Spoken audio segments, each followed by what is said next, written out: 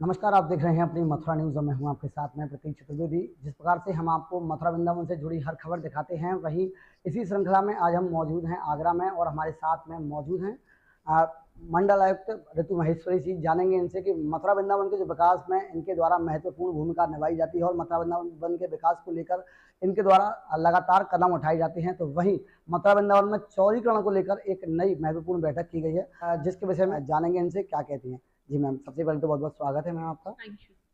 हाँ मैम, जैसा कि आपके द्वारा मथुरा वृंदावन के विकास के लिए लगातार कदम उठाए जा रहे हैं, तो आपसे मथुरा वृंदावन चौड़ीकरण को लेकर एक स्वीकृति दी है, क्या है पूरा मामला?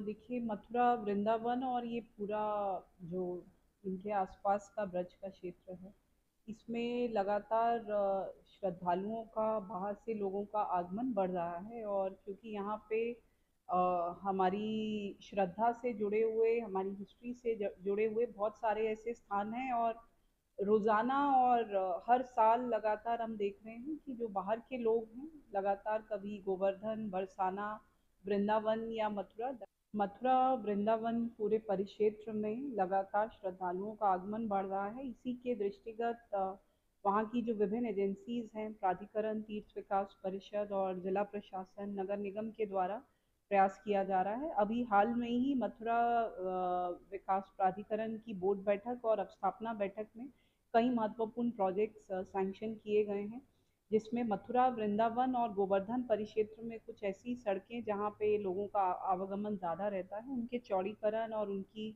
स्ट्रीट लाइटिंग का प्रोजेक्ट अप्रूव किया गया है।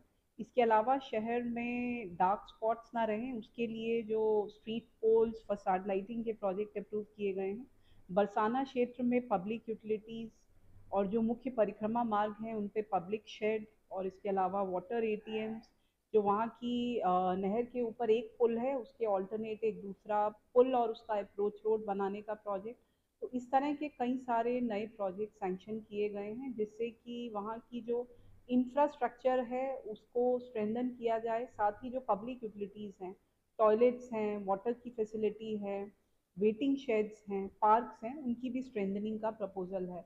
इसके अलावा बोर्ड बैठक में भी महत्वपूर्ण निर्णय लेते हुए प्राधिकरण का जो, क्योंकि लोग वहाँ पे आके, कई लोग ऐसे हैं जो वहाँ के लोग भी और बाहर के लोग भी आके मथुरा वृंदावन में रहना चाहते हैं, उसके दृष्टिगत वहाँ पे प्राधिकरण का लैंड बैंक बढ़ाने का भी हम लोग प्रयास कर रहे हैं। अभी 2 योजनाएं हम लोग अब वहाँ लॉन्च कर रहे हैं, हनुमत विहार और बाटी में, जहाँ पे लैंड पूलिंग से लैंड की ली गई थी और उससे किसानों को भी डेवलप लैंड दिया जा रहा है, और साथ ही नई आवासीय और कमर्शियल परियोजनाएं निकाल रहे हैं। उसके अलावा भी हम लोग फरह में नया टाउनशिप प्राधिकरण का विकसित करने जा रहे हैं, उसका भी हम लोगों ने लैंड का रेट इस बोर्ड में फाइनल किया है। तो प्रयास यही है कि अब स्थापना की सुविधाएं, लैंड बैंक और पब्लिक यूटिलिटीज़, तीनों पे हम लोग काम करें पूरे क्षेत्र में, क्योंकि लोग बाहर से आ रहे हैं और कमर्शलाइजेशन भी बढ़ रहा है। उसको नियंत्रित करने के उद्देश्य से भी जो वहाँ के अवैध विकास, अवैध निर्माण हो रहे हैं, उसके विरुद्ध भी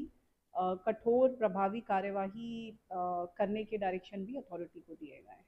जैसा कि मैम मुख्य रूप से मथुरा में देखा जाता है कि माँ यमुना का एक बड़ा मुद्दा है और मैम एक जाम की समस्या भी बहुत बड़ी नजर आती है मथुरा वृंदावन में। तो ये इन दो समस्याओं से कब तक निजात आपके द्वारा मथुरा वासियों को दिलाया जाएगा?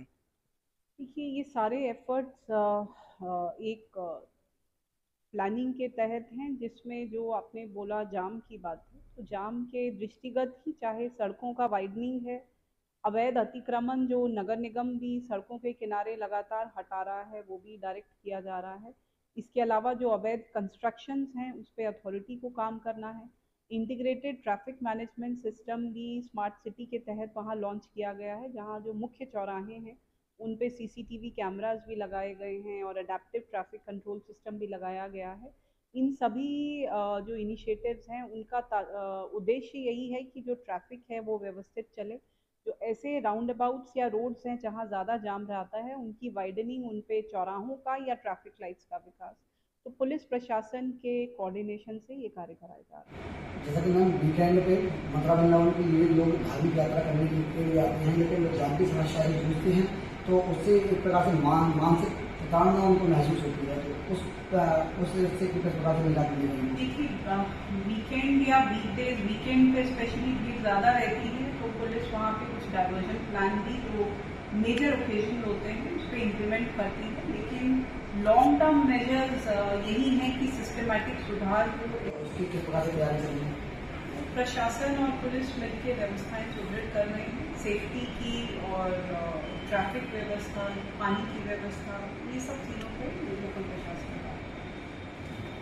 हमारे साथ में मंडल आयुक्त डॉक्टर मयूर सिंह जी, और इनके द्वारा बड़ी सुंदर शब्दों में बात कही गई कि जिस प्रकार से मथुरा वृंदावन का विकास हो रहा है और उससे भी तीव्र गति से विकास होगा, और मथुरा वृंदावन के चौड़ीकरण को लेकर इनके द्वारा लगातार कार्य किए जा रहे हैं, और मथुरा वृंदावन में अवैध निर्माण कार्य के विरोध में भी इनके द्वारा लगातार कार्य किए जा रहे हैं, और वह भी अवैध निर्माण है उसको हटाया जा रहा है, और सड़क का चौड़ीकरण लगातार इनके द्वारा किया जा रहा है। अब जिस प्रकार से आपने देखा कि इनके द्वारा सभी बातें कही गई, तो देखते हैं कि किस प्रकार से मथुरा वृंदावन का विकास आगे और दिखाई देता है। फिलहाल के लिए इतना ही। मैं अपने सहयोगी के साथ प्रतीक चतुर्वेदी, अपनी मथुरा न्यूज़।